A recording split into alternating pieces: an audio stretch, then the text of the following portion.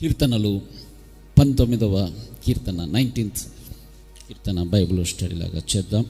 మనకు తెలిసిన విషయాన్ని పరిశుద్ధాత్ముడు మరొకసారి జ్ఞాపకం చేస్తూ ఉన్నాడు. 19వ అధ్యాయము 12వ వచనం. తన పొరపాటులు కనుగొనగలవాడెవడు?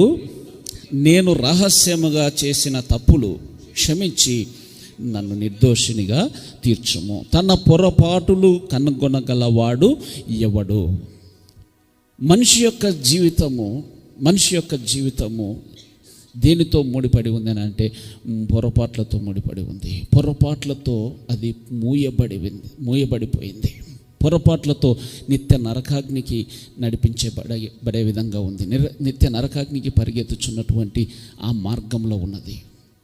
ఆ నిత్య నరకాగ్ని నుంచి తప్పించబడేటువంటి ఒక మార్గం ఏమిటంటే పొరపాట్లను గ్రహించుకోవడము. అక్కడ రాయబడినటువంటి మాట గమనించండి. తన పొరపాటులను కనుగొనగలవాడు ఎవడు? పొరపాట్లు కనుగొంటూ ఉంటారు చాలామంది. పొరపాట్లు కనుగొంటూ ఉంటారు. నేను కనుక్కోవాలి అని అంటే ఇక్కడ కూర్చున్నటువంటి ఈ యొక్క 70-80 మంది యొక్క పొరపాట్లు ఒక్కొక్కరికి చెప్పగలను. నా పొరపాట్లు నేను చెప్పాలంటే నాకేమున్నాయండి?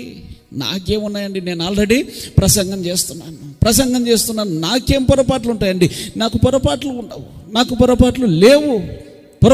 నేను అసలు పొరపాట్లు చేయను అని నేను చెప్పేటువంటి స్థితిలోనే ఉంటాను. కారణం ఏమిటంటే అక్కడ జరుగుతున్నటువంటి మోసం ఏమిటంటే తన పొరపాటులు కనుగొనగలవాడు ఎవడు? ఎదుటివాని పొరపాట్లు కనుగొనడంలో మనిషి ఈరోజు బిజీగా ఉన్నాడు. ఎదుటివాని పొరపాట్లను ఎత్తి చూపడంలో మనిషి బిజీగా ఉన్నాడు. తన యొక్క పొరపాట్లను ఎవడు కనుగొనగలడయ్యా? దావీదు చెబుతున్నటువంటి మాట ఏమిటంటే ఎవడు చూసినా నేను పరిశుద్ధుని అంటున్నాడు. ఏ మనిషిని పలకరించినా నేను పాపం చేయట్లేదని అంటూ ఉంది. నాకు తెలుసు వాళ్ళ యొక్క చరిత్ర, వాళ్ళ యొక్క పరిస్థితి నాకు తెలుసు. వాళ్ళు చెబుతున్నటువంటి మాటకు, వాళ్ళ యొక్క సాక్ష్యానికి, వాళ్ళ జీవితానికి పొంతన లేదు. కానీ వారి నోట ఎల్లప్పుడూ వచ్చే మాట ఏంటంటే నేను ఏ తప్పిదము చేయలేదండి, ఏ పాపము చేయలేదండి, ఏ పొరపాటు చేయడం లేదండి. కారణం వారు తమ పొరపాట్లను కనుగొనడం అనేటువంటి సంగతి వారికి తెలియదు. అందుకొరకే దావీదు పరిశీలన చేసి తన చుట్టూ వారిని అందరిని పరిశీలన చేసి, పరివారం అంతా పరిశీలన చేసి ఎవడు తన యొక్క పొరపాట్లను కనుగొనగలడు అంటారు కదా.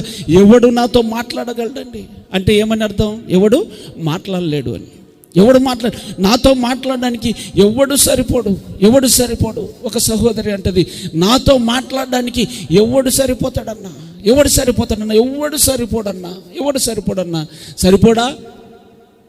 సరిపోడా? ఒక సహోదరుడు అంటాడు, సార్ నాతో మాట్లాడడానికి ఎవడు సరిపోతాడండి? వాని చరిత్ర నాకు తెలుసండి, వీని చరిత్ర నాకు తెలుసండి. ఎవరు సరిపోతారని నాకు తెలుసు. మరి నీ చరిత్ర వాళ్ళందరికీ తెలుసు కదా. మనిషి యొక్క స్వభావము సాతానుడు ఏ విధంగా కనుమరుగు చేశాడంటే, గుడ్డితనము కలుగ చేశాడంటే, నీవు ఎదుటి వాని విషయంలోనే బిజీగా ఉండు. నీ యొక్క పొరపాట్ల గురించి నువ్వు ఆలోచించకు. కారణం ఏం తెలుసా? నీ పొరపాట్ల గురించి ఆలోచిస్తే నువ్వు బాగుపడతావు, నువ్వు ఆశీర్వదించబడతావు, నువ్వు క్షమించబడతావు, నువ్వు పరిశుద్ధునిగా మార్చబడతావు, ఆశీర్వదించబడడానికి యోగ్యునిగా మార్చబడతావు, యోగ్యురాలుగా మార్చబడతావు. ఘనత నీకు ఆపాదించబడుతుంది, దీవెన నీకు ఆపాదించబడుతుంది. అది సాతానికి ఇష్టం లేదు. అందుకొరకు మనిషిని ఎల్లప్పుడూ సాతానుడు మ్యాక్సిమంగా వాడిని బిజీ చేసేసింది, ఆమెను బిజీ చేసేసింది. ఏంటంటే ఎదుటి వారి గురించి ఆలోచించడమే.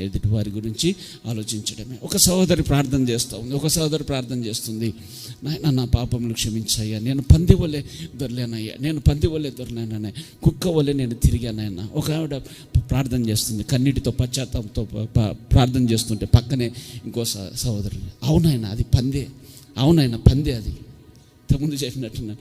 అవునైనా ఆ పందిని క్షమించు, ఈ పందిని క్షమించు, ఈ కుక్కను క్షమించు, ఈ నక్కను క్షమించు, ఈ నక్కను క్షమించు. ఈమె ప్రార్థించేటువంటి మనిషి, కన్నీటితో ప్రార్థించేటువంటి మనిషి ఒక్క క్షణం ఎప్పుడైతే ఈమె ఆ మాట అనడం ప్రారంభించిందో ఆమె ప్రార్థన మారిపోయింది. కన్నీరు కాస్త ఆగిపోయింది. ప్రార్థన అయిపోయిన క్షణంలోనే, ప్రార్థన అయిపోగానే ఒక్కసారి అలా లుక్ ఇచ్చేసింది. ఆ లుక్లోనే మీకు అర్థమైపోయింది కదా, లుక్స్ అర్థమైపోతాయి కదా.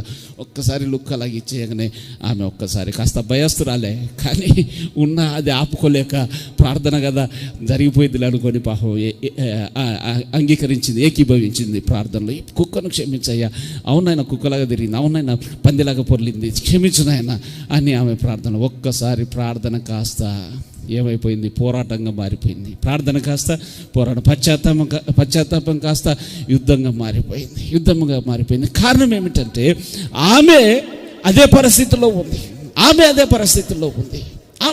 ఒకవేళ ఆ పరిస్థితిని బట్టి ఒకవేళ హృదయంలో క్షమించు నాయన అన్న వేరుగా ఉండేది, కానీ అక్కడ స్వరం ఎత్తి అక్కడ అవునాయన ఈ పందిని క్షమించి, ఈ కుక్కను క్షమించి అనేసరికి ఈమె యొక్క స్వభావం మారిపోయింది. ఈమె ఆలోచన ప్రార్థనే మారిపోయింది, కన్నీళ్ళే ఆగిపోయింది. ఒకవేళ గమనించండి, ఆమె కనుక, ఆ సహోదరి కనుక ఒక పరిశుద్ధురాలు అయి ఉంటే కనుక, నీతిమంతురాలు అయి ఉంటే కనుక కాస్త దానికి బలము చేకూరుతుంది. హల్లెలూయా, దానికి బలము చేకూరుతుంది. అవును నాయన ఈ బిడ్డను క్షమించు, పశ్చాత్తాపడుతుంది, క్షమించు నాయన అని ప్రార్థనలో ఏకీభవించగలదు. గ్రహింపు లేదు గనక తన యొక్క పాపముల కంటే ఎదుటి వారి యొక్క పాపముల విషయంలోనే ఆసక్తి కలిగి ఉంది గనక ఆమె అంటున్నటువంటి మాట కాస్త ఒక యుద్ధముగా మార్చబడింది. ఎవడు తన పొరపాటులను కనుగొనగలవాడెవడు? పొరపాటులు కనుగొనడం అనేది అది మనిషి యొక్క జీవితానికి, ఆత్మీయ జీవితానికి ఒక పునాది. ఒక సోదరుడు అంటారు, అయ్యా నేను ఏ పాపం చేశానో నాకైతే తెలియదు, కానీ ఏ పాపం చేశానో నాకు 37 years 40 years దాకా వచ్చింది అతనికి. చిన్న వయసులో పెళ్లి చేయడం వల్ల కుమార్తె కూడా పెళ్ళిడికి వచ్చింది, కుమారుడు కూడా పెళ్ళిడికి వచ్చారు. పెళ్లి చేసుకుంటున్నటువంటి ఆ వయసులో కూడా తను పాపంలో ఉన్నాడని అందరికీ తెలిసిన అతను చెప్పేటువంటి మాట ఏంటంటే, నేను ఏ పాపము చేశానో నాకు తెలియదు. నీకు తెలియకపోవడమే ఒక దరిద్రం. నీకు పాపము చేశానని తెలియకపోవడమే నీ జీవితానికి ఒక శాపము. నేను ఏ పాపము చేశానో నాకు తెలియదు, ఏ పాపము నేను చేసినట్టు నాకు గుర్తులేదు. పాపం చేసిన విషయము గుర్తుండదండి. పాపం చేసిన విషయం గుర్తుండదా? పాపం చేసినటువంటి విషయము గుర్తు ఉండనే ఉంటుంది. ఎంతవరకు అంటే కనీసము నీవు పశ్చాత్తాపడి ఆయన సన్నిధిలో ఒప్పుకునేంత వరకైనా నీకు గుర్తుండాలి. ఒకవేళ మరచిపోయిన పరిశుద్ధాత్ముడు వాటిని జ్ఞాపకం చేస్తాడు. హల్లెలూయా. అందుకొరకే దావీదు చెబుతూ ఉన్నాడయ్యా, నా బాల్య పాపములను నీవు జ్ఞాపకం చేసుకొనవద్దు. బాల్య